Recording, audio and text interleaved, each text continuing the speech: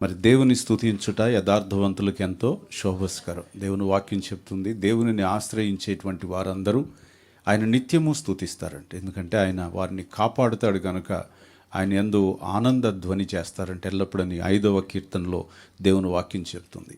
దేవుని ఆశ్రయించిన వారికి తెలుస్తుంది దేవుడు ఎలాంటి కాపుదలు ఇస్తాడు.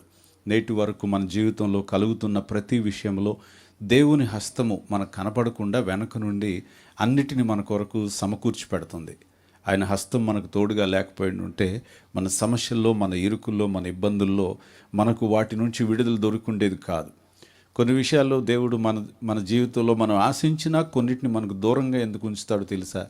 అలా దూరం పెట్టకపోతే శోధనలో పడే అవకాశం కూడా ఉంటుందని మనం ఎంతో కొన్నిటి కోసం ఆశపడుతూ ఉంటాం. ఇది జరిగితాయి బాగుండు, ఇలాగైతే బాగుండని. కానీ ఇలాగైతే నీకు ఇంకా నష్టం కలగొచ్చేమోనని కొన్ని విషయాలను దేవుడు తన యొక్క అనంత జ్ఞానాన్ని బట్టి మన జీవితాల్లో ప్రమాదాన్ని కలిగించేవి మన జీవితంలో రానివ్వకుండా ఆయన తప్పిస్తున్నాడు.